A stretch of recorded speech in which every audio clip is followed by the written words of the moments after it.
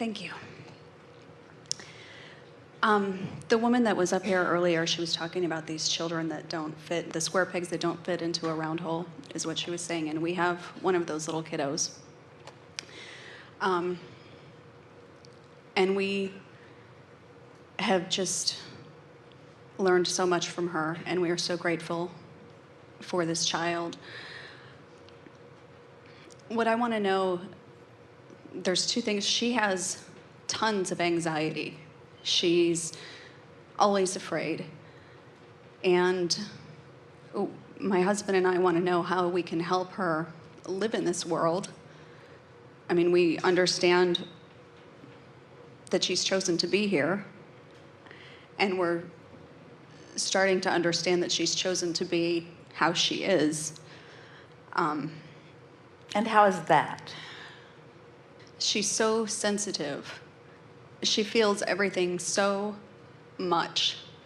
How do my husband and I deal with our own fear when we look at her and she's operating in a world where she doesn't really understand social nuances very well, and she's kind of naive, and we get afraid for her. We know you do, but when you feel that fear, what that means is you're looking at the exact opposite of what you want. You're imagining her failing. You're imagining her being taken advantage of. You're imagining her not having a joyful life.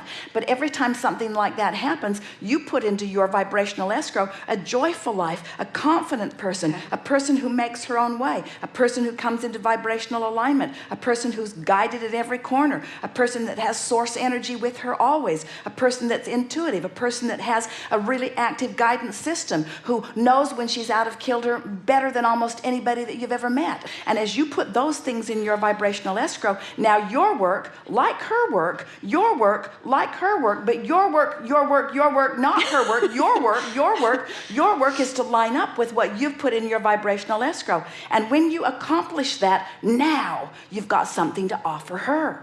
Put yourself in the position of your daughter. And let's say you're afraid something has got you out of whack and you really are afraid. And you look over and you see a mother or a father or both looking at you and knowing your well-being. You're afraid, but they know you have no reason in this world to be afraid, because they've practiced knowing who you really are, one fearful moment at a time. And it took you a week or a month to do it, but you now are up to speed with her inner being and your inner being. You know who she is, and you're not letting this nitpicking moment take you from that place that you've practiced yourself to be. How do you think she would feel as she feels the security of your knowledge about her? And how do you think she feels when she feels the insecurity of you? Mm-hmm. Now, compound that with all of the people who are clamoring around trying to help her be a whole person when she already is one. You see what we're getting at? She's come with a big message, and that big message is, I'm not broken, let me be. I'm not broken, let me be. And what you'll discover, someone who comes to know that they're not broken expands into more and more and more. Someone who is convinced, because of the comparative world in which you live, that they are broken gets more and more and more and more and more and more and more and more afraid, as they are trained into thoughts that defy who they really are. And here's the biggest part of all of this, and this is true of everyone, not just your daughter, but feel the power of this. So you're living something, some contrast, which causes you to ask for more. Just the fact that you've asked for more makes where you are less tolerable than it was before you asked for it. Do you get that? Because you became more than you're letting yourself be. You cannot teach security from a place of insecurity. You cannot teach well-being from a place of fear. You've got to clean up your own vibration, not for your daughter, but for you. And when you do, you'll help your daughter. So now let's get to the big part of this. This feels like big reason to do all of this, doesn't it? In other words, of all things that a mother should want to do is clean up her vibration so that she can help this daughter that she loves with everything that she is. Sounds like a really big order of business, doesn't it? But if that's the reason you're doing it, it doesn't work, because the stakes are too high, and what is what is. You got to find the thought that feels best about your daughter, because the thought that feels best about your daughter feels best about your daughter. When you introduce the ulterior motive of trying to be a good example so she can live a better life, now the life she's living enters into the picture, and now it's all out of whack again. Can you hear that? Yeah. She's come forth to teach you the power of sensitivity. And when you sat down here, you spoke of sensitivity as if it was a deficit, as if it was something that is wrong with someone, and yet here you are having the same fearful emotion.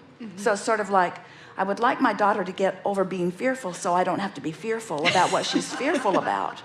And we say, that's what she came to help you to get, you see. And she's already taken us so far.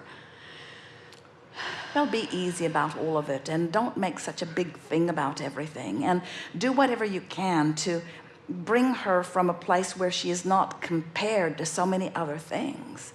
And then say to her things such as, oh, there are so many different things that people are good at. In other words, there are people that are really physically oriented, that take their greatest pleasure from those kinds of things. And there are people who are mentally oriented. There is so much variety in this world, and you'll find the thing that's just right for you.